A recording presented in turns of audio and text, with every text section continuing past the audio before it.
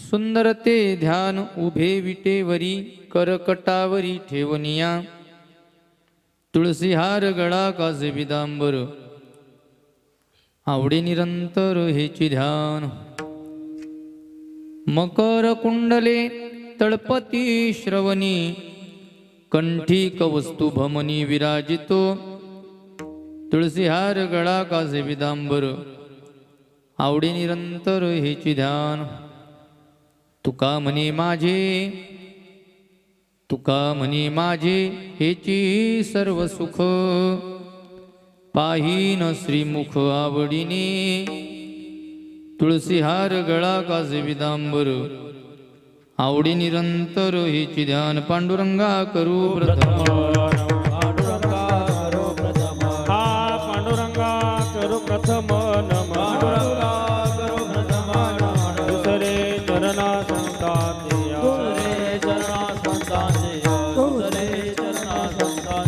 त्यांच्या कृपादाने कथेचा विस्तार त्यांच्या कृपादाने कथेचा विस्तार बाबाजी सद्गुरुदास तुका बाबाजी सद्गुरुदास ज्ञानेश भगवान विष्णु निवृत्तीर भगवान हरः सोपानो भगवान ब्रह्मा मुक्ताख्या ब्रह्मचित्कला ओम नमो ज्ञानेश्वरा करुणाकरा दयाळा तुमचा अनुग्रह लादलो पावन झालो चराचरी नमो सद्गुरु तुकया ज्ञानदीपा नमो सद्गुरु सच्चिदानंद रूपा नमो सद्गुरु भक्त कल्याण मूर्ती नमो सद्गुरु भास्करा पूर्ण कीर्ती मस्तकही पायावरी मस्तकही पायावरी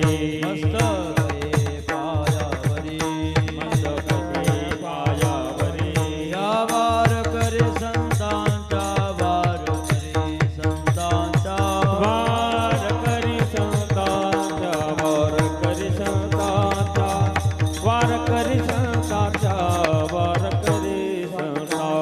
हा मस्तक रे पायावरी रावो निरंतरी संतांचा रावो निरंतरी संतांचा हाय मस्तक पायावरी रावो निरंतरी संतांचा रावो निरंतरी संतांचा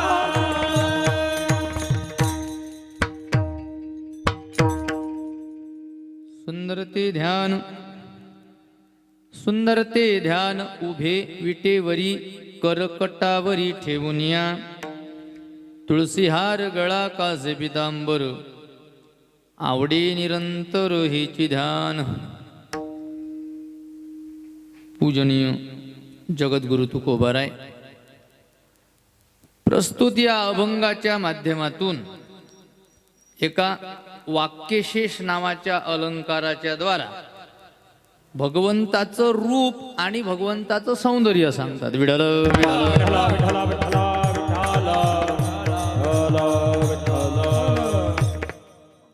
कशाला देवाचं रूप म्हणतात कशाला सौंदर्य म्हणतात आम्ही दोघही गोष्टी एकाच अर्थानं पकडत असतो आम्ही रूपही त्यालाच म्हणतो आम्ही सौंदर्य त्यालाच म्हणतो पण तुम्ही जर म्हणता की रूप वेगळं आणि सौंदर्य वेगळं कारण रूप आणि सौंदर्य शब्द वापरला ना मी मग आणि तेव्हाच वापरता येते जेव्हा दोन वेगवेगळ्या गोष्टी असतील आणि असं नाही ना दोन एकाच अर्थाच्या शब्दाला आणि नाही वापरता येत भाऊसाहेब महाराज तुमचं आडनाव काय हो देव समजा मी जर बोललो भाऊसाहेब महाराज आणि देवरे महाराज माझ्या घरी आले तुम्ही काय म्हणसान याच्या गोया सरले पागल म्हणसान ना मला कारण देवरे महाराज इतिहास आहे भाऊसाहेब महाराज इतिहास आहे मग एकाच अर्थाचे जर दोन शब्द वापरत असू तर त्याला मदत आणि नाही टाकताय भाऊसाहेब देवरे महाराज माझ्या घरी आले आता चालते आता काही प्रॉब्लेम नाही पण भाऊसाहेब महाराज आणि देवरे महाराज मग हुकलं नाही टाकतायत मग मी जर आणि मधात टाकलं रूप आणि सौंदर्य याचा अर्थ आणि वेगळं आणि न त्या दोन्ही आली वेगवेगळं गेलं रूप वेगळं सौंदर्य वेगळं. मग कशा काय व्याख्या आहेत सौंदर्याच्या, काय आहेत रूपाच्या, वाक्यशेष अलंकार म्हणजे काय. कालच्याही कीर्तनकाराने लेखाचा अलंकार सांगून बोर केलं, विरोधाभास अलंकारातला अभंग घेतला होता आणि आजचा इतिहास सांगते वाटते. तर असं काही होणार नाही, जास्त बोरही होऊ देणार नाही, जास्त मोकाटही सुटणार नाही. म्हणजे तुम्हाला बोर न होऊ द्यायच्या नावाखाली मी त्या कीर्तनाचा तमाशाही करणार नाही आणि कीर्तनाच्या नावाखाली तुम्हाला झोपीही घालणार नाही. जेवढं होईल तेवढं माझ्या पद्धतीनं अभंग सोडवण्याचा प्रयत्न करतो. पण तत्पूर्वी अल्पसा परिहार द्यायचा तो असा की आपल्या या परमशा पवित्र गावामध्ये गेले 29 वर्ष झाले आदरणीय पूजनीय ब्रह्ममूर्ती दामोदरजी महाराज यांच्या मार्गदर्शनातून म्हणा वा यांच्या प्रेरणेने म्हणा आपल्या गावामध्ये चालू असणारा हा अखंड हरिनाम सप्ताह आणि त्यानिमित्ताने आजची हे 4थ्या दिवसाची सेवा परमपूजनीय प्रातस्मरणीय गुरुवर्य वेदशास्त्र संपन्न अगदी महाराष्ट्रामध्ये जेवढी मोठे मोठे विद्वान आहेत त्यांच्यामध्ये विशेष रूपानं ज्यांचं नाव घेतल्या जाते. म्हणजे आता आदरणीय पूजनीय घुलेबाबांनी ग्रंथ लिहिला, त्यामध्ये महाराष्ट्रातून 4थ्या नंबरचं कीर्तन ज्यांनी त्या ग्रंथामध्ये बाबांचं टाकलं असे असणारे वेदशास्त्र संपन्न बावस्कर बाबा यांच्या आज्ञेवरून इथं कीर्तन करण्याचा योग आणि तुमच्या सगळ्या गावकरी मंडळीची सेवा करण्याचा मुख्य आहे का बरं, सेवा शब्द वापरला मी, सेवा करण्याचा योग माझ्या वाटेला आलेला आहे. मी सेवा अगदी 2-2 वेळेस म्हणतो. बरेच जण एक वेळेस म्हणतानाही लाजतात. तर ते का लाजतात ते त्यांना माहीत असते, तुम्हाला कळत नाही. तो आमचा म्हणजे भांडवल व्हायला आहे ते. पण सेवा हा शब्द तोच म्हणू शकते जो न ठरवता येते. हा, कीर्तनाला न ठरवता म्हणजे काही न बोलता. आता आमचे सरपंच साहेब त्यांच्या घरामध्ये आता मला 2-3 कीर्तनाच्या तारखा आल्या. म्हणजे सौरभ महाराज होते आमचे, ते तिकून बोलतात, महाराज कसं काय मग आपलं काही ना काही तर सांगा. काही ना काही तर सांगा म्हणजे काय, काही ना काही तर सांगा म्हणजे लाजच सोळा आहे की नाही सांगा. कारण कीर्तन या शब्दाचा अर्थ होते महाराज कीर्ततये तनुवादया इति कीर्तन, ज्यामध्ये फक्त भगवंताची सेवा भगवंताविषयी बोलल्या जाते त्याला कीर्तन म्हणतात. आम्ही आता त्याचा बिझनेस करून टाकला. बरेच कीर्तनकार लग्नाले पोरगा काढला की म्हणतात का हो तुमचा काय धंदा, म्हणजे मी कीर्तनकार. जरा तर लाज वाटेल पाहिजे का धंदा म्हणताना. तू सेवेकरता निवडलेला अभंग म्हणतं का धंद्याकरता निवडलेला अभंग म्हणतो. आपण काय म्हणतो, सेवेकरता निवडलेला अभंग. पण कीर्तन हा धंद्यात नेऊन टाकलं. महाराज लोक म्हणतात प्रोफेशनल नाही झालं महाराज की किंमत राहत नाही. अबे तुले लोकाईत किंमत राहील पण देवाजवळ किंमत नाही राहणार ना. साधू संताईत नाही किंमत राहणार. बरेच जण नावानं मोठे आहेत पण विद्वानाईत खोटे आहेत. विठ्ठल लिस्टमध्ये त्यांचं नाव नाही घेतल्या जात. मग भांडतात आमचं फळावर कीर्तन काऊन नाही होत. का त्या फळावर टाळ घेऊन उभं राहिले 1000 अभंग पाठ पाहिजे. तू कीर्तनाची अपेक्षा करतो. भांडलं होतं बंडाता, आदरणीय बंडाताच्या सोबत एक जण येळं भांडलं होतं की आमचं फळावर कीर्तन घेऊन ये. तो या पुऱ्या वायरा तुटेला आहे, तुझं कीर्तन कसं काय. असू द्या बा, आता आबाळ फाटेला आहे, काही माझ्याच्यानं थिगड लावल्या जात नाही. पण आता पाहू, जेवढं शिवल्या गेलं तेवढं शिवत जाऊ. लय बेकार परिस्थिती आहे. मी बऱ्याच वेळा ठरवतो लेख भीमभाऊ की हे बोलायला नाही पाहिजे का आपण, आपलं वय पडते कमी आहे. आमचे गुरुजी मला बऱ्याच वेळा म्हणतात ल्या किशा बोलत नको जाऊ, वय कमी पडते, लोक मोठं व्हायच्या आधीच उपटून फेकून देते. पण मी विचार करतो, बाबाला बोलतो बाबा मला सांगा, तर मोठं व्हायच्या आधी उपटून फेकून देतील म्हणजे करतील काय, माझे कीर्तनं बंद करतील, याच्यापेक्षा दुसरं काही करू शकतात का. मा घरी महाराज 10 एकर जमीन, मी एकटाच. मा घरचं जरी सोयाबीन सोंगलं म्या तरी मा पोट भरत नाही. हो ना, मग बिनलाजे धंदे करून कीर्तन केल्यापेक्षा मा घरचं सोयाबीन सोंगत नाही. काय असू द्या बा, जाऊ द्या. आता आपण बोलणं सोडेलं आहे, फक्त मी बोलणं सोडेलं आहे. कधी म्हणतो बोलणं झाल्यावर म्हणत असतो. हो ना, ते सासू कशी असते, सासू पहिले बोलून घेते, म्हणजे मग बोलणं झाल्यावर म्हणते काय ता बापानं तुला हेच शिकवलं का, ता मायले अक्कल नाही, तो मायनं तुला हेच शिकवलं का. सुनीले बोलते आणि बोलणं झाल्यावर म्हणते बाई मी आता बोलणंच सोडलं. हो, बोलणं झाल्यावर म्हणते ते. तसं मी बी बोलणं झाल्यावर म्हणत असतो फक्त विठाल विठाल.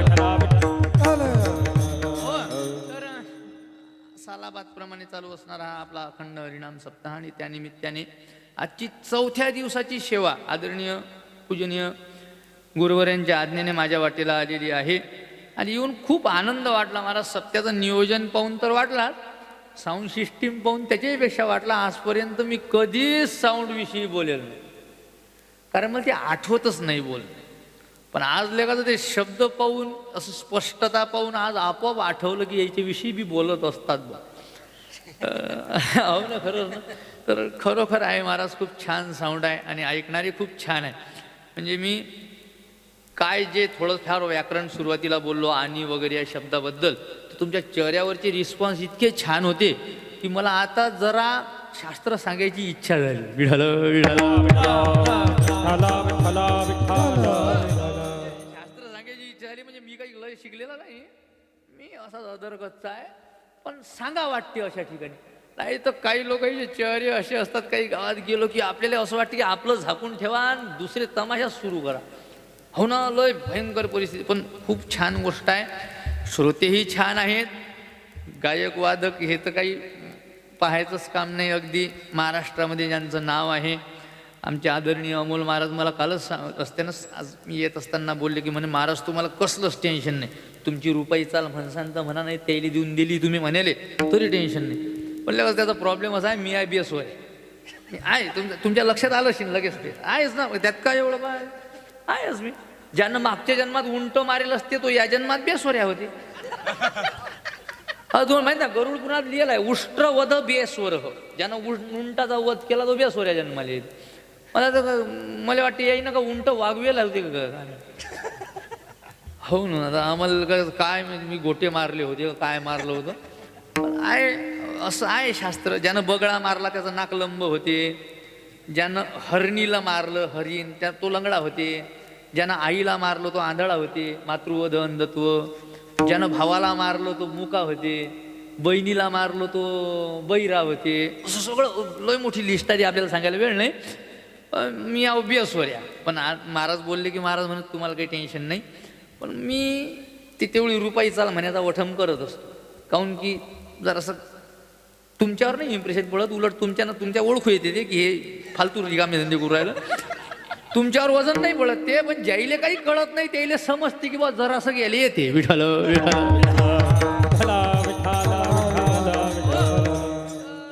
अशा पद्धतीने इथं येण्याचा योग आणि तुमच्या मायबाप मंडळीची सेवा करण्याचा योग.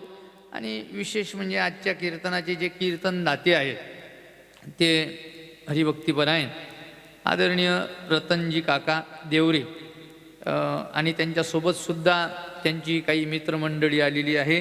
त्यामधील हर्षल भाऊ Patil, Republican party of India उत्तर महाराष्ट्र राज्य वाहतूक आघाडी अध्यक्ष, आणि संदीप भाऊ पाटील माजी नगरसेवक धुळे रेव पूर्ण बरोबर, हे सगळी आणि बाकीची मंडळी 60 किलोमीटरहून आले. ते गावातल्या गावात बाजीवर झोपेल असतील काही काही. हो ना, घरी हे 60 किलोमीटरहून कीर्तन ऐकायला आले. खरंच महाराज असे लोक तुकाराम महाराजांना दिसले. मी माझ्या पदरचं नाही बोलत बरं, असे जे परमार्थ प्रेमी असतात आपले सरपंच साहेबासारखे सगळे. म्हणजे ते काही सरपंच साहेबाचं नाव घेऊन घेतलं ते प्रथम प्रतिनिधी आहेत म्हणून त्याच्या नावाखाली सगळे येत असतात. म्हणजे बापाले पत्रिका असली की मल येतो नव्हती का पोरगा नव्हती, तर सरपंच म्हटलं म्हणजे अख्खं गाव येत असते उपलक्षणानं. त्यामुळे तुमच्या गावासारखे परमार्थ प्रेमी हे 60-60 किलोमीटरहून आलेले असे जर तुकाराम महाराजले दिसले की तुकाराम महाराजचं एक ठरलेलं वाक्य असायचं, आपुलिया हिता जो असे जागता. धन्य माता पिता दयासिया, धन्य माता पिता दयासिया, हो धन्य माता पिता दयासिया, धन्य माता पिता दयासिया, आपुलिया हिता जो हसे जागता. धन्य माता पिता दयासिया, धन्य माता पिता दयासिया, आपुलिया हिता जो हसे जागता.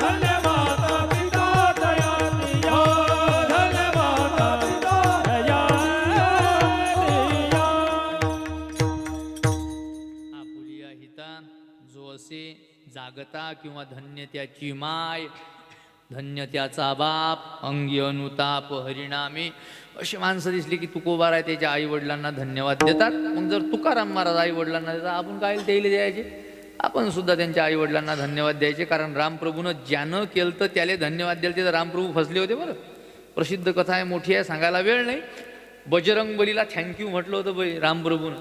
ती अंजनी आई साहेबाच्या पुढे रावण बिवण मारल्यानंतर ज्यावेळेस अंजन पर्वतावर अंजनी आई साहेब बसलेले आणि तिथं उतरलं विमान. आणि तिथं गेल्यावर रामप्रभूला वाटलं कोणी माझ्याजवळ पोराची स्तुती केली की मायले चांगलं वाटतं. कोणी माझ्याजवळ नियमच आहे, कोणी पोराची जर स्तुती त्याच्या आईजवळ केली आईला चांगलं वाटते की नाही. मग रामप्रभूनं केलं कॅप्सुला देणं सुरू. त्वाम पुत्रा माम प्राप्ता भरत, तुझ्या पुत्राच्या कृपेने मला भरत मिळाला. त्वाम पुत्रा माम प्राप्ता लक्ष्मण, तुझ्या पुत्राच्या कृपेने मला लक्ष्मण मिळाला. काही खोटं होतं काय आपलं? भरत जो मिळाला, सीता जी मिळाली, ते सगळं कोणाच्या कृपेने मिळालं? रामायणातले बजरंग बली बाजूला काढून टाकले तर रामायण झिरो आहे. काही नाही पाहणार कोणी त्या रामायणाला. मग ते सगळं रामायणाला किंमत महाराज बजरंग बली जण आहे. मग रामप्रभू काही खोटं बोलून राहिले का? पण अंजनी साहेबाला राग आला. रामप्रभू विचार करायला लागले का नियम आहे, कोणी मायजवळ स्तुती केली की मायला चांगलं वाटते पोराची. नियम आईला राग आला, नक्की आहे माय नाही, हे नक्की चुलती अशी. अरे चुलतील नाही सैन वा. आमच्या आश्रमात विद्यार्थी आहे, तुमच्या गावातला नाही, तुमच्या गावातले आहेत 3 जण. पण दुसऱ्या एका गावात गेलो होतो कीर्तनाने. त्या गावातल्या मला काय माहिती, त्या पोरांना नेलं, मला बसवलं त्याच्या काकूच्या घरी. मला असं वाटलं यानं नेलं म्हणजे आता सौरभ महाराजनं कसं बरोबर त्याच्या घरी नेलं की त्याच्या. मग आईची भेट झाली, बाबाची भेट झाली. मला वाटलं हे यायचे आई बाबा असतील. मी म्हटलं वा मावशी, काय तुमचं पोरगं कीर्तन करते, उलचं काय चांगलं बोलते, मस्त बोलते. मला माहित नाही ते काकू होती. ते काकू म्हणे चब्र निघलं म्हणे मायसारखं. विचार करू लगा, चब्र निघलं मायसारखं. तुम्ही कोण? म्हणे मी चुलती आहे. म्हणजे चुलतील नाही सैन होत. मग रामप्रभू म्हणतात आपला रॉंग नंबर लागला, हे चुलती आहे वाटतं. रामप्रभू म्हणतात आई मी तुमच्या पोराविषयी बोलून राहिलो, तुमच्या पोराच्या कृपेनं मला सगळं मिळालं. अंजनी आई साहेबांनी आपल्या दुधाची धार एका पर्वतावर उडवली, राग राग पर्वतावर. त्या दुधाच्या धारेनं त्या पर्वताला आरपार छिद्र पडलं, आरपार छिद्र पडलं. आणि त्यावेळेस अंजनी आई साहेब बोलल्या, रामा असं दूध प्याला म्हणून तुझं काम करू शकला. म्हणून गोवर्धन पर्वत गोलोक धामातला उचलून आणला होता बजरंग बलीनं. रामायणात कथा आहे, ते खूप मोठी आहे, आपल्याला वेळ नाही. एवढा मोठा हे काम कोणाच्यामुळे करू शकला? माझं असं दूध प्याला म्हणून. रामप्रभूले समजलं, आपलं हुकलं. आपण थँक्यू बजरंग बलीला नव्हतं म्हणायला पाहिजे, आपण कोणाला म्हणायला पाहिजे होतं? आईला. राम फसले, तुकाराम महाराज म्हणा मी नाही फसत, म्हणून तुकाराम महाराज धन्य माता पिता तयाची. त्यामुळे आपण सुद्धा त्यांच्याच मायबापांना धन्यवाद देऊ की जे इथं कीर्तन ऐकायला आहे. पण इथं येऊन जर समजा तुम्ही कीर्तन ऐकायला आले असा तर मग धन्यवाद. पण तुम्ही जर समजा या कीर्तनाच्या नावाखाली तमाशे ऐकायला आले असा, नुसतं विनोदासाठी विनोद, आणि काय लेखाचा महाराजांना तर लयच बोर केलं, तर महाराज धडधड तुकोबारायचे प्रमाण आहे. तर तुम्हाला खरोखर मला आता म्हणा वाटते धन्य माता पिता चेहरे पाहून.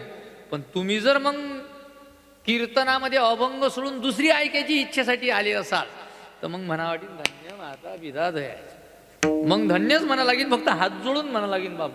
म्हणून कीर्तन हे मोक्षासाठी ऐकत जा. असो, आपण काय सांगत होतो की आपला हा सालाबादप्रमाणे चालू असणारा अखंड हरिनाम सप्ताह आणि त्यानिमित्ताने सगळी व्यवस्थित मंडळी जमलेली आहे. हा झाला परिहार. या आपण अभंगाच्या प्रस्तावनेकडे. आज अभंगामधून जगद्गुरु तुकोबाराय रूप आणि सौंदर्य सांगतात भगवंताचं. पण सांगत असताना त्यांचं बोलणं एका वाक्यशेष नावाच्या अलंकारात ढकलतात. वाक्यशेष नावाचा अलंकार. अलंकारामध्ये मुख्य 2 प्रकार पडतात. बोर होऊन राहिलं शीन तर होऊ द्या, कारण धृतराष्ट्राली गीता बोर झाली पण त्याच गीतेने त्याला मुक्ती मिळाली. अरे खरंच तुम्हाला माहिती नाही, धृतराष्ट्रानं 15व्या अध्यायात कृष्णाला पागलात काढलं होतं. पागल झाला म्हणे हा कृष्ण. संजय म्हणे कसं काय? म्हणे पाय ना काय बोलते म्हणे, ऊर्ध्व मूल मदशाक. असं एक झाड आहे की ज्याचे वर मूळ आहेत आणि खाली डांगा आहेत. असं कुठे असते का खाली डांगा आणि वर मूळ? पागल आहे म्हणे, याच्या गोळ्या सुरू करावं लागतात म्हणे आले धृतराष्ट्र म्हणे. पण त्याला तेव्हा नाही कळालं की संसार नावाचं झाड असंच असते की ज्याचे वर मुळण खाली डांगा असतात. हे त्याला कधी कळालं? अंधू तोही अवसरे सुखिया झाला. आंधळा असणारा धृतराष्ट्र अवसरे म्हणजे शेवटी सुखी झाला. कशानं? जे गीता बोर झाली त्यानंच. तसं तुम्हाला आजचं कीर्तन बोर होईन होऊ द्या बाबा, कारण मला माहित आहे तुम्हाला कीर्तन माणसाचं असलं की आवडतच नाही. हे मी नाही म्हणा, हे मी नाही. तुम्हाला काय वाटलं मी बोललो? मी काहीच नसतो बोलत, मी बोलणं सोडेल आहे. तुकाराम महाराज म्हणतात हे माणसाचं कीर्तन असलं की लोकाईले बोर होते, आणि बाईचं असलं की लोकाईचं प्रेम उतू येते. याले मी प्रमाण देईन तुम्हाला. आणि प्रमाण असलं की मी कालच नसतो भेट. एक बाई कीर्तनात टाळ घेऊन उभी होती, तिच्याही पुढे तेच बोललो होतो मी. कथे माझी निज वाढे नित्य क्षणी, आणि स्त्रियेचे कीर्तनी प्रेम जागे. तुकोबाराय म्हणतात एवढी चांगलं कथा कीर्तन चालू असलं माणसाचं की तुम्हाला बोर होईल, पण बायाईच्या कीर्तनात प्रेम जागे, खरंच जागे. तुम्हाला पहा नाही तर तुम्ही जठी बायाचं कीर्तन असते तरी जाऊन किती जागे. मंडपाईचे फालके तर तुम्ही पहिलेच उघडून ठेवेलाय. उघडा लागतात बायाच्या कीर्तनात. जो कधीच कीर्तनाला येत नाही तो बी येते. हो ना, तो म्हणजे चालणाऱ्या कीर्तनाले तो म्हणते का आपण जात नसतो ना, लेका बाईचा आहे ना आज चालणं. म्हणजे याचा अर्थ स्त्रियांच्या कीर्तनात प्रेम जागृत होते. तुकोबारायांचं मत आहे. त्यामुळे होईल बोर तर होऊ द्या. एखाद्या दुसऱ्या चांगलं तुम्हाला आवडीचं कीर्तन असलं की त्यात मग तुमचं उतू येऊ द्या प्रेम. आजचं जरा बोर व्हायसाठीच आहे का. मग वाक्यशेष अलंकार, या अलंकारामध्ये दोन प्रकार पडतात. अलंकारामध्ये काय वाक्यशेष अलंकारात नाही बरं, अलंकारामध्ये दोन प्रकार पडतात. पहिला अलंकार आहे शब्द अलंकार, दुसरा अलंकार आहे अर्थ अलंकार. शब्द अलंकार त्याला म्हणतात ज्या वेळेस शब्दाकडे लक्ष देऊन वाक्य रचना केली जाते याला शब्द अलंकार म्हणतात. आणि ज्या वेळेस अर्थाकडे लक्ष देऊन वाक्य रचना केली जाते त्याला अर्थ अलंकार म्हणतात. नशीन समजलं तरी ऐका, इकडे लक्ष द्या सगळ्यांनी. ए पोरा बोल नको रे. शब्द अलंकार त्याला म्हणतात एका शब्दावरच लक्ष देणं, फक्त तोच एक शब्द नेहमी त्या वाक्यात येणं, याला शब्द अलंकार म्हणतात. उदाहरण जर द्यायचं झालं तर याला उदाहरण प्रसिद्ध आहे. तुमच्या भागात म्हणतात की नाही काय माहीत. आमचे हे लहान लहान पोरं शाळेत गेली की चंदुकेच्या चाने चंदुकेच्या चिकू ऐकलं नाही का. काकाने काकूला, काळीने कांडीले, कारण काकूने काकाचे कामाचे, कागद कैचीने कचा कचा कापिले. याचा अर्थ काय? अर्थाचा काही घेणं नाही. क शब्दाले द्या लागते दणका, फक्त क क क क वापरायचा. याला शब्द अलंकार म्हणतात. पण वैभव आहे महाराज आमच्या संत वाङ्मयाचं. आमच्या संत वाङ्मयामध्ये शब्द अलंकार तर आहेच, पण अर्थ अलंकार सुद्धा आहे. ज्याला कोणाला बुद्धीची घमेंड असेल, ज्याला कोणाला वाटत असेल मिलय हुशार आहे, मिलय दीडशे आहे नाही, त्यानं या. पण आमच्या संत वाङ्मयाले बुद्धी घासा, पुरी घमेंड जिरते महाराज. हो, किती हुशार असा तुम्ही, किती विद्वान असा, पुरी घमेंड जिरते. काहीच नाही. मी ज्यावेळेस नेमका आश्रमात आलो होतो, मला असं वाटे वा संत वाङ्मय म्हणजे काय, आता साध्या भोळ्या माणसं आहे ना, त्याला काय व्याकरण बिकरण येत असेल बा जुन्या संत येईल त्याने काय असं टले ट हिंगणबेट काहीतरी जोडलं ना, अभंग आपण त्याला म्हणतो देवा धर्माचे आहेत म्हणून अभंग. आणि हिरोईन हिरोईनचं असलं की गाणं असं असलं. मला असं वाटते पहिले सुरुवातीला मी नवीन शिकायला आलतो तेव्हा मला एक अभंग वाचण्यात गेला. मी पा कशी घमेंड जिरते, किती हुशार असा. मी कॉम्पिटेटिव्ह एक्झाम द्यायचो, म्हणजे स्पर्धा परीक्षा द्यायचो. नेमका ते PSIची मुख्य परीक्षा 2 मार्कांनी नपास झालो. नपास म्हणजे आरक्षणाच्यानं 208 होते आणि 210वर लिस्ट क्लोज झाली ती. घरी आलो, मला वैराग्य झालं त्या परीक्षेचं. घरी आलो मी. घरी आल्यापेक्षा बाबा कुठेतरी शिकायला जाऊ म्हणून आश्रमात आलो. मग आश्रमात सगळेच वयानं मोठा मी होतो. वयाच्या 26व्या वर्षी मी शिकायला आलो. 26. मग सगळे वर वजन मी टाकू व्याकरणाचं, कारण शिकेल होतो ना जरा. दीडशे आहे ना, मग जे बोललो ना, जो कोणाला वाटत असेल मी दीडशे आहे ना, त्यानं संत वाङ्मयाला बुद्धी घासा त्यातला दीडशे आहे ना मी होतो. मग मी आमच्या गुरुजीजवळ बसलो आणि बाबाला म्हटलं, बाबा का हो ते जनाबाई जरा अळानी होते आहे की ते काही शाळा बिळा शिकतं ना. हो जनाबाई अळानी म्हणते, हा पुरा जाईल दिसते. म्हणजे हा म्हणजे पहिलेपासून दुरुस्त करावं लागते, आता नट खोला लागते. मग आमचे परमेश्वर महाराज जवळ बोलले, बाबा असे हे काही टेपात केस नाही. बाबा म्हणत गळ्या काय म्हणणं आहे तो आहे. म्हटलं माझं म्हणणं बाबा जनाबाई अज्ञानी म्हणजे अळानी होत्या, त्यांना व्याकरण कळत नव्हतं. बाबानं कसं काय. म्हटलं भीमा आणि चंद्रनाथ. आता मगच बोललो आणि कधी टाकता येईल, दोन वेगवेगळ्या गोष्टीच्या मदत आणि टाकता येईल. मग बाबा भीमा आणि जर चंद्रभागा म्हणतात जनाबाई तर मग आणि टाकता येते का भीमान चंद्रभागेच्या मधात? बोला बोला, तुम्ही माझ्याकडे असे कोण बोलून राहिले? काही कठीण प्रश्न विचारला का म्या? नाही. भीमा आणि चंद्रभागा या दोन नद्यांच्या मधात आणि टाकलं, मग ह्या दोन नद्या आहेत का? दोन आहेत का? बोला. हो म्हणून राहिले काही जण, काही नाही म्हणतात. भीमा आणि चंद्रभागा या दोन आहेत का वेगवेगळ्या? नाही. भीमेलाच चंद्रभागा म्हणतात पुढे आल्यावर. मग जर त्या दोन नाही तर एकच आहे त्याच्यामध्ये आणि टाकता येईल का? बाबा म्हणलो चांगला प्रश्न विचारला कळायला. बरोबर आहे. मलाही वाटलं, मी पोरायची इकडे पाहायला लागलो बा असं वजनात की आपल्याला अक्कल आहे थोडी बा. बाबा इकडे एवढं मला वाटलं शाबासकी द्यायला बोलावते. बाबांनी दिली मला शाबासकी, पण पाठीवर नाही दिली, कानाखाली मारली खणखणी. येड्या म्हण, संत वाङ्मयावर शंका नसतात घेत. संत वाङ्मयावर शंका घेऊन ते सोडवतात. पण तुला सोडवता येते का? म्हटलं मग नाही. म्हणत मुकड्यानं बस. म्हटलं मग बाबा उत्तर द्या ना. जाऊ दे ना, जाव की समजीन त्यावेळेस समजीन. म्हटलं बाबा नाही ना, आता जर नाही आलं तर मी असं म्हणीन बाबाला उत्तर माहीत नशी, म्हणून बाबानं मला उत्तर नाही दिलं. मग बाबांनी बसवलं. बाबा म्हणत बस. अरे भीमा आणि चंद्रभागा ह्या दोघी जरी एक असतील तरी त्या स्वरूपानं एक आहे. जे कार्य भीमा नदीचं आहे ते जे कार्य चंद्रभागा नदीचं आहे ते भीमेचं नाही. अवघीच तीर्थे घळती एक वेळा, भीमा डोळा देखलिया का चंद्रभागा डोळा? भीमा नाही चंद्रभागा. का? भीमा नदीच्या काठी राहणारे लोक सुद्धा त्यांना ते फळ पाहिजे असेल तर चड्ड्या घेऊन अंग धुयाला कुठे येतात? चंद्रभागेत येतात. का? कारण ते फळ फक्त तिथंच आहे. याचा अर्थ त्या स्वरूपानं एक आहेत, पण कार्यामध्ये फरक आहे.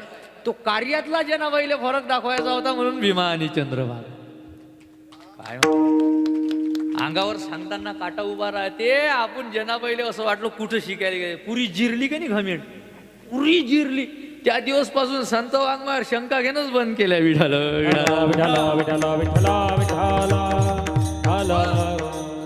संत वाङ्मय आहे हे. संत वाङ्मय वैभव आहे. काय म्हणतात त्याले? नशीब आहे आपलं की आपल्या वारकऱ्याच्या हाती लागलं. पण दुर्दैव आहे संप्रदायाचं, ते आपल्या म्यांडईच्या हाती लागलं. हो, तुम्हाला कसं तरी वाटलं असेल ऐकायले, पण मी सांगतो आपलं नशीब आहे, पण संप्रदायाचं दुर्दैव आहे. हे जर संत वाङ्मय दुसऱ्या संप्रदायाच्या हाती लागलं असतं, तुम्ही थोडासा विचार करा. इस्कॉनवाले जोड का आहे हो? एक गीता जर सोडली तर दुसरं काय आहे ते जोड? गीतेचाच प्रचार प्रसार एवढा केला अख्ख्या जगात. त्याईले जर ज्ञानेश्वरी माहीत असती, त्याईले जर गाथा माहीत असता, तर त्याईनं पृथ्वीवर तर संप्रदाय केलाच असता. दुसरा ग्रह शोधणं सुरू केला असता. तटी सुरू करू.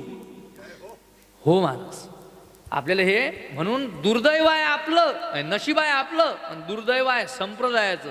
संप्रदायाचं दुर्दैव हे आहे की एका अभंगावर ज्याले कीर्तन येते त्याला तुम्ही मोठं समजता. ज्याला दुसरं काही कळत नाही, कुठेही गेलं की तेच, शिबिराले भेट द्यायला गेला तरी तेच, आला कुठं बी आला तरी तेच, संत आले, काय बेकार काम चालू आहे. तुम्हाला असं वाटते बापा बुवान हबा याले म्हणतात कीर्तन. ज्याला काही समजत नाही तोच म्हणते याले म्हणतात कीर्तन. अरे बापा याले तमाशा म्हणतात, तू त्याला कीर्तन म्हणून राहिला. विठ्ठल विठ्ठल विठ्ठल विठ्ठल विठ्ठल असो, जाऊ द्या तिकडे. आपण बोलणं सोडेला, आपण बोलत नसतो यासाठी. काय सांगू राहिलो होतो मी तुम्हाला? मूळ विषय अलंकारामध्ये दोन प्रकार, पहिला शब्द अलंकार आणि दुसरा अर्थ अलंकार. हे दोनही अलंकार आमच्या संत वाङ्मयात आहेत. त्या अलंकारामध्येही काही प्रकार पडतात. या अर्थ अलंकारामध्ये पहिला प्रकार पडते उपमा नावाचा अलंकार, एक रूपक नावाचा अलंकार, उत्प्रेक्षा नावाचा अलंकार, अपनहुती नावाचा अलंकार, कालच्या कीर्तनातला विरोधाभास नावाचा अलंकार, असंगती नावाचा अलंकार. असे बरेच अलंकार आहेत. त्यातला पहिला अलंकार आहे उपमा. उपमा अलंकार माहिती आहे तुम्हाला? कशाला म्हणतात?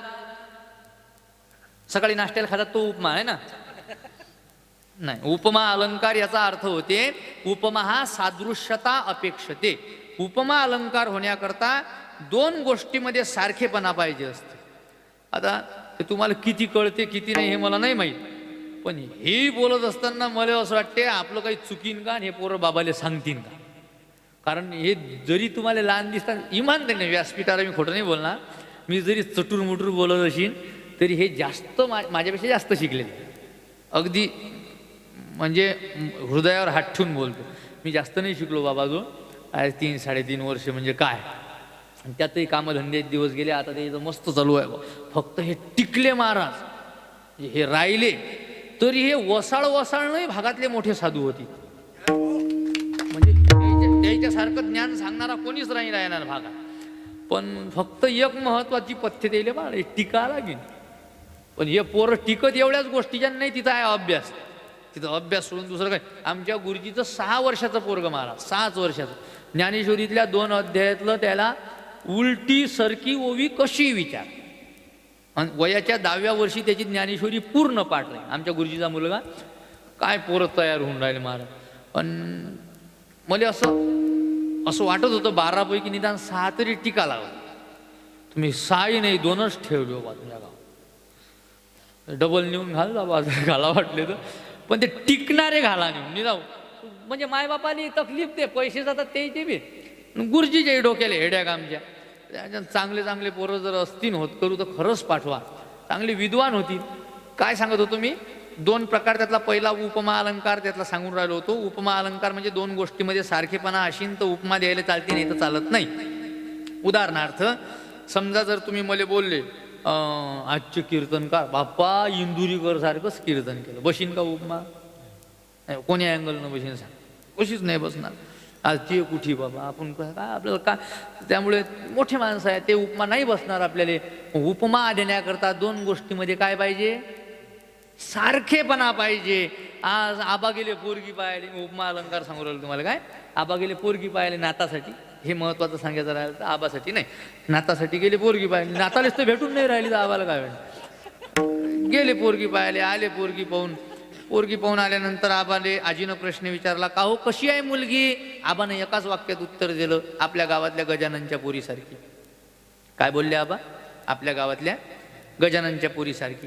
म्हणजे आबानं जी पोरगी पाहायला गेले होते त्या पोरीला कोणाची उपमा दिली? गजाननच्या पोरीची. याला म्हणतात उपमा अलंकार. तुकोबाराय सुद्धा बऱ्याच वेळा देवाला उपमा देतात. पंढरीचे भूत मोठे, पंढरपूरच्या पांडुरंगाला काय म्हणतात? भूत. मग खरं सांगा, हा भूत आहे का देव आहे? बोला ना, देव आहे.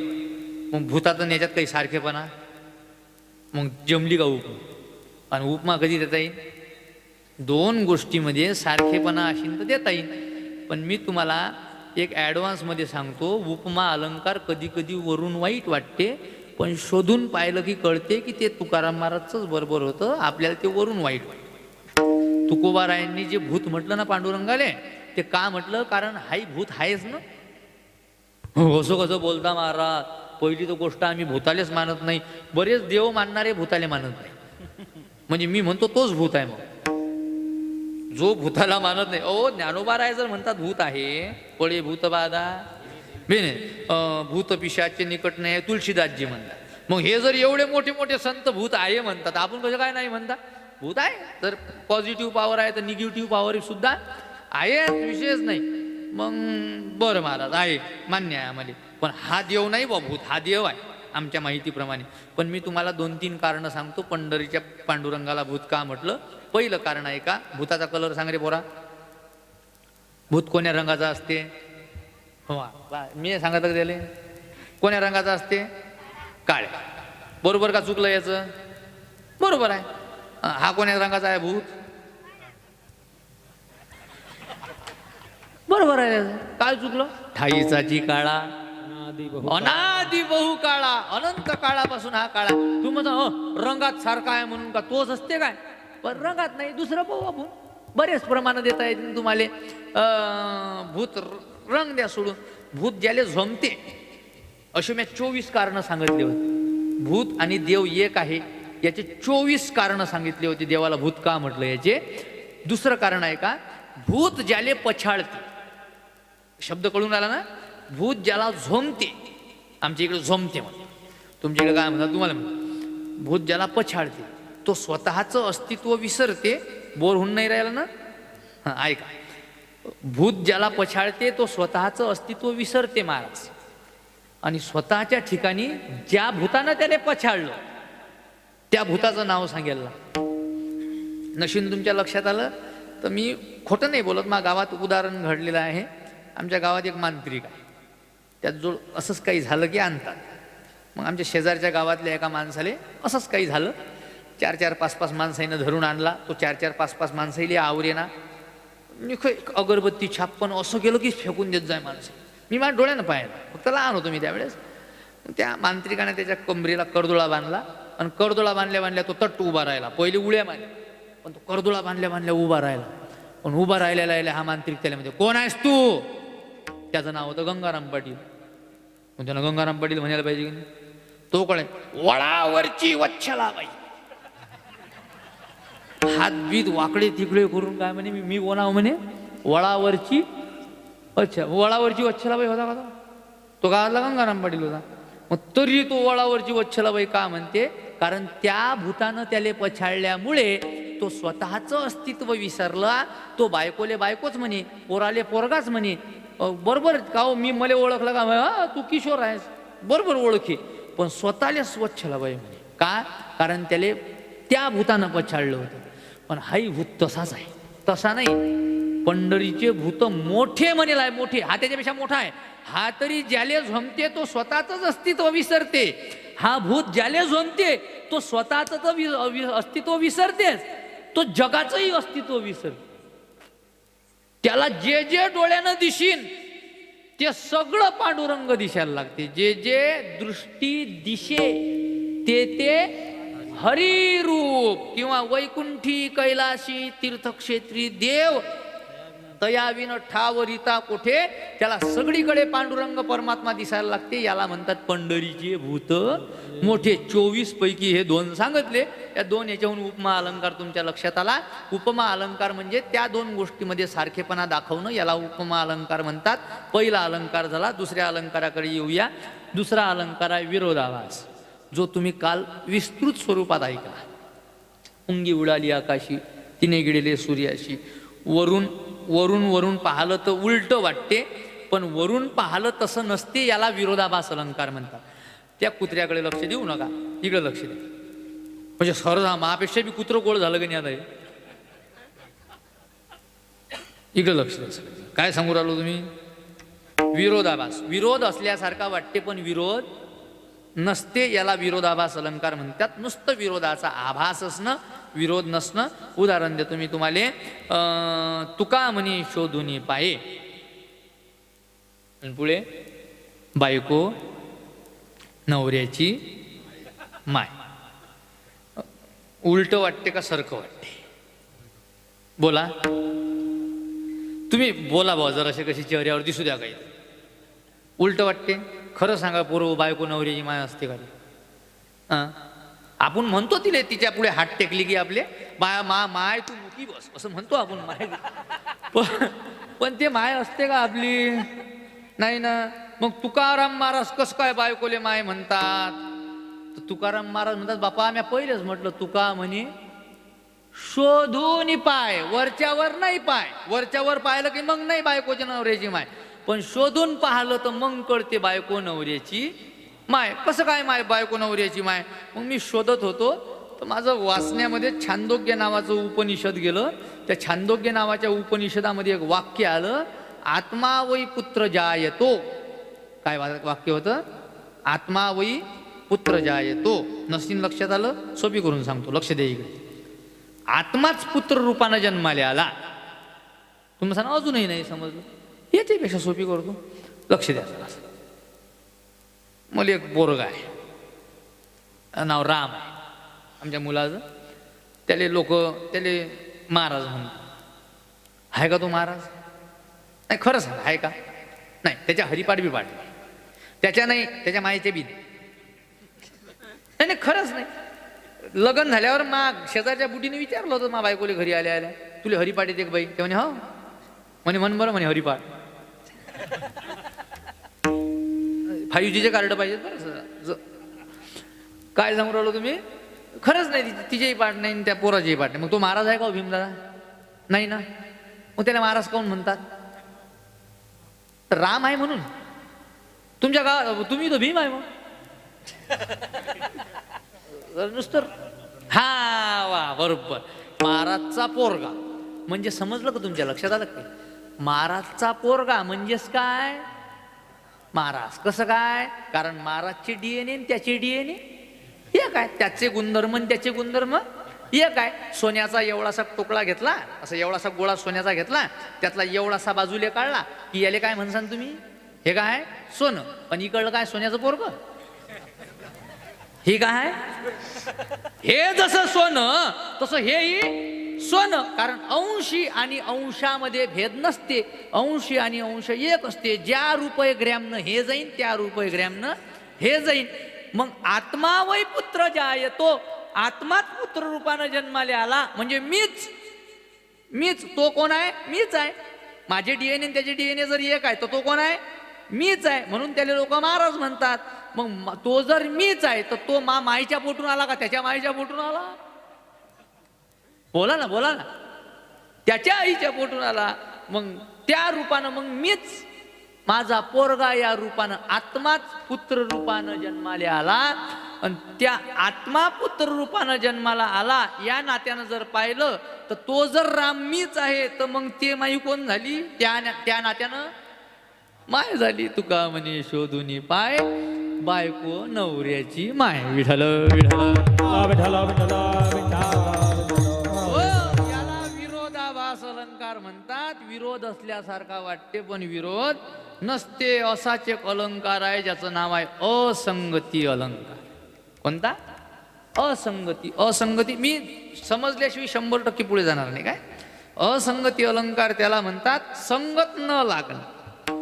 दोन गोष्टीमध्ये संगत न जुळणं याला असंगती म्हणतात. उदाहरण नाही समजलं? आणखीन सोपी करून सांगतो, लक्ष द्या इकडे. कार्य घडतं पण त्याचं कारण तिथं हजर नसतं. तुमचा हे तर आणखीन बाहेर करून टाकलो. आणखीन सोपी करून. असा सर्प पाहिला का तुम्ही की जो डसला सुनील मेली सासू?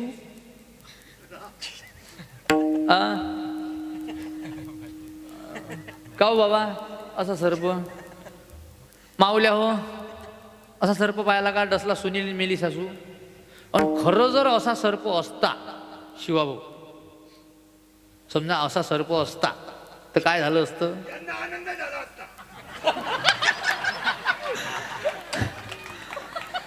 बापा अन्नातच सर्प आले असते. आंदण करते ना तुम्हाला? तुमच्याकडे काय म्हणता? अंधन. हा, अन्नामध्ये सर्प आले असते. कसे आले असते माहित आहे का? तुमचा नाही इकडे लक्ष द्या सगळेजण. हा सगळ्यात मोठा विनोद झाला पाहिजे. विठ्ठल विठ्ठल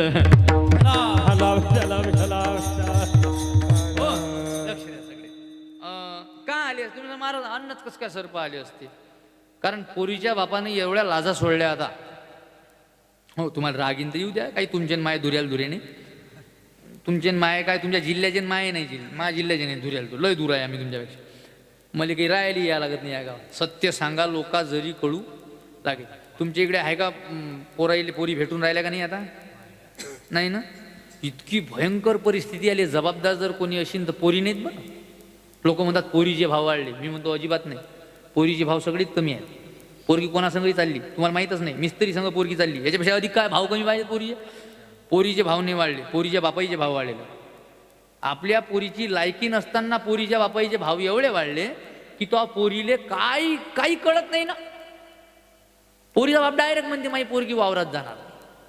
मी तुम्हाला असंगती अलंकार सांगू राहिलो.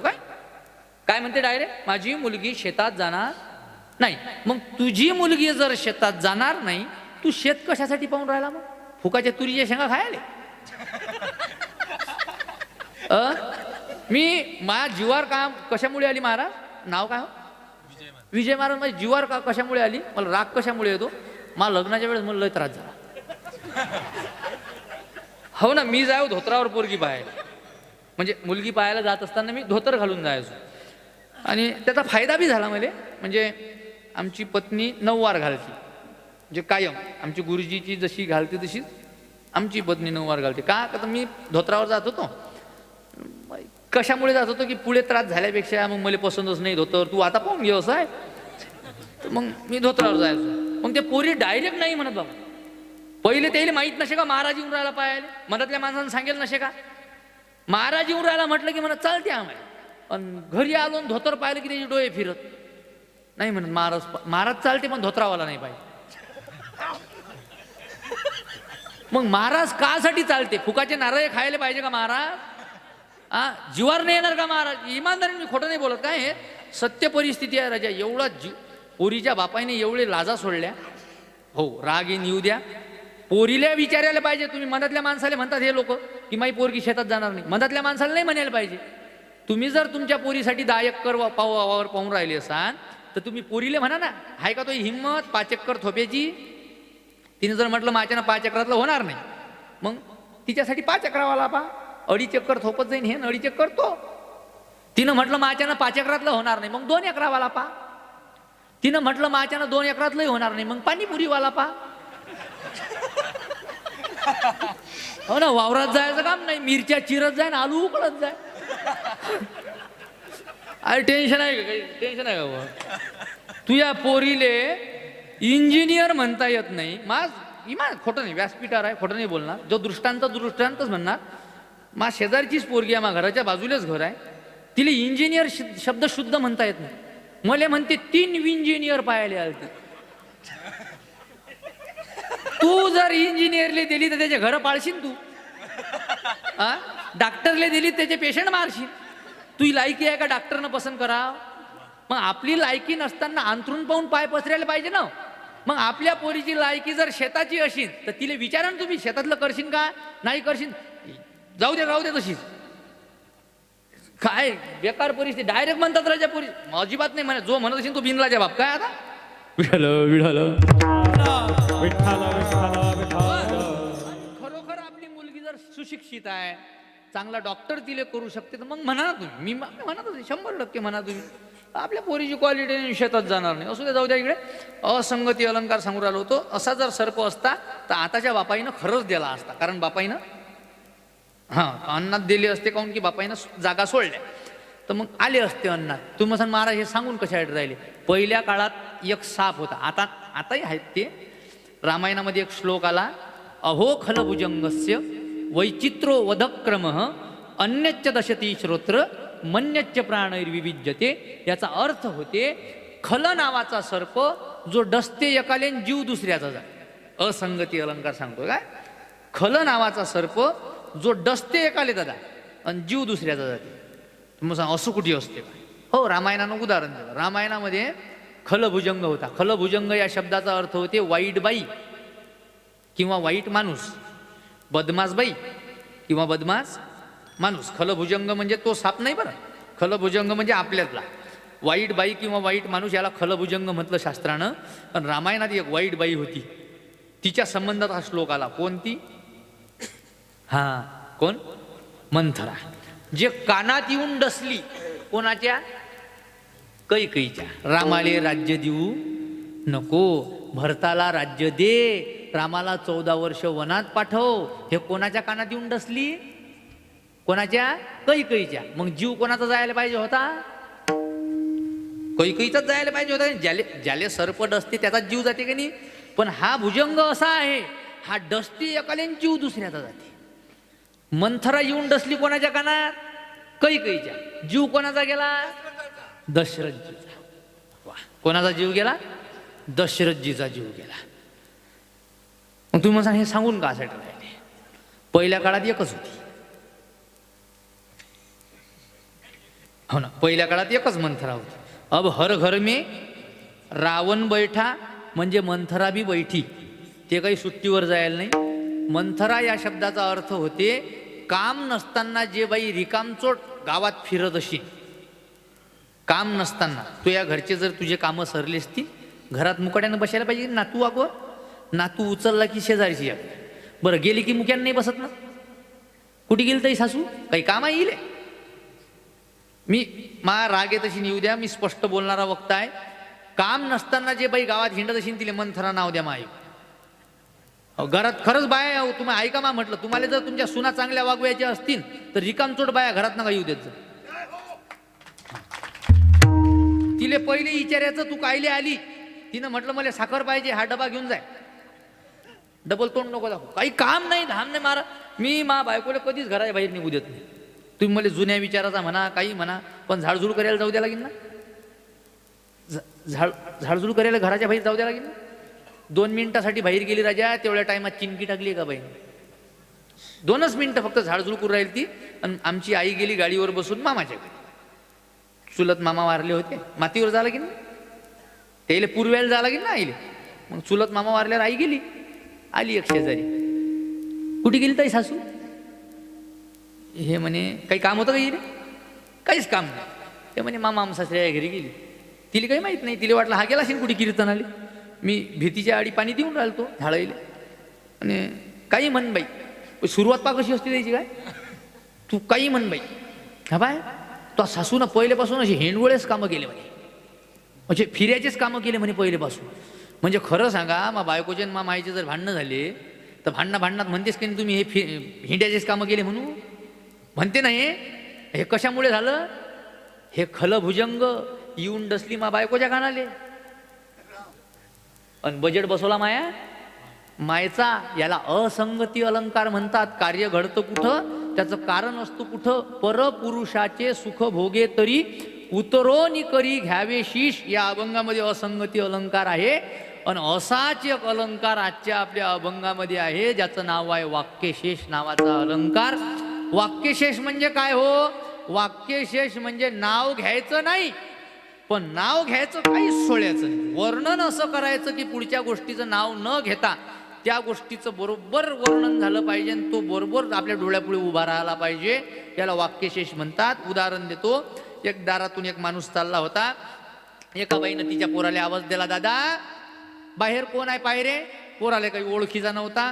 पोरगा म्हणे आई कोण आहे मला माहीत नाही पण मी तुला त्याचं वर्णन सांगतो म्हणे. आई म्हणे सांग. मला ओळखल्या गेला तर ओळखतो.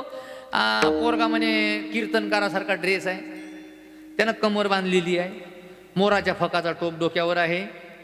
ऐकून राहिले ना. मोराच्या फकाचा टोप डोक्यावर आहे. हातात टाळ आहे. गळ्यात विणा आहे. आणि काहीतरी गाणं म्हणत म्हणत चालला. बोला वासुदेव. मी म्हटलं का वासुदेव तोंडानं काही नाही. पण याला म्हणतात वाक्यशेष. नाव न घ्यायचं आणि नाव न घेता बोट दाखवायचं. ह्या बाया बी भांडणात लय वापरतात. त्या नाव नाहीत घेत कोणाला. मायची म्हणतात होंडक्या कपायाची म्हणून तर नवऱ्याच्या घरी टिकली नाही. मग ते म्हणजे अय कोण आले म्हटलं. ते म्हणजे अय शानपणा करू नको. नाव घेतला का. नाव घेतलं ता म्हण. याला वाक्यशेष अलंकार म्हणतात. नाव न घेता बोट दाखवणं. तसं आजच्या अभंगामध्ये पूर्ण अभंग तपासा. कोण्या देवाचं नाव आलं की मला सांगा. सुंदर ते ध्यान उभे विटेवरी करकटावरी ठेवूनिया तुळशी हार गळा कासे पितांबर आवडे निरंतर हेची ध्यान मकर कुंडले तळपती. आलं कोणाचं सांगता. मकर कुंडले तळपती श्रवणी कंठी कौस्तुभ मनी विराजितो तुका म्हणे माझे हेची. पण अजून कोणतं त्याची सांगितलं नाही. पण लोकांच्या लक्षात येऊन राहिलं कोणतं तर नाव न घेता बोट दाखवणं. तुका म्हणे माझे हेची सर्व सुख पाहीन श्रीमुख आवडीने.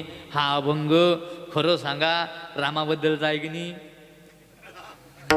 खरं सांगा नृसिंह अवताराबद्दलचा. खरं सांगा वराहा मत्स्य कच्छ परशुराम कोणाबद्दलचा आहे. पांडुरंग विठ्ठल. मग कसं काय ओळखलं. नाव तर दोघांचं बी नाही. म्हणजे दोन्ही नावं नाहीत. पांडुरंग ही नाव नाही विठ्ठलही नाव नाही. यालाच तर वाक्यशेष म्हणतात. पण तुकाराम महाराज याच अलंकाराच्या माध्यमातून आमच्या पांडुरंग परमात्म्याचं सौंदर्य सांगतात पहिल्याच्या. सुंदर ते ध्यान उभे बेटे बरे. सुंदर ते ध्यान उभे बेटे बरे. सुंदर ते ध्यान उभे बेटे बरे. सुंदर ते ध्यान उभे बेटे बरे. सुंदर ते ध्यान उभे बेटे बरे. सुंदर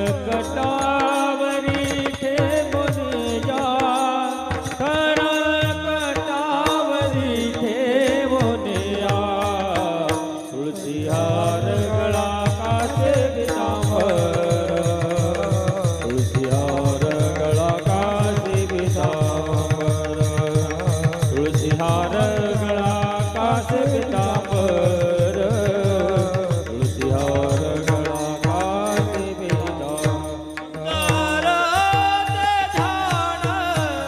उभे विटेवरी सुंदर ध्यान उभे विटेवर सुंदर ध्यान उभे विटेवर सुंदर ध्यान उभे विटेवर हा करकटावरी ठेवुनिया करकटावरी ठेवुनिया करकटावरी ठेवुनिया तुझ्यावर कासे पितांबर तुळसी हार गळा कासे पितांबर हा तुळसी हार गळा कासे पितांबर तुळसी हार गळा कासे पितांबर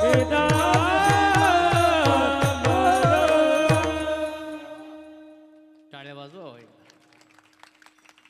खूप छान माणूस म्हणजे अभंगाले अनुरूप चाल म्हटली की नाही.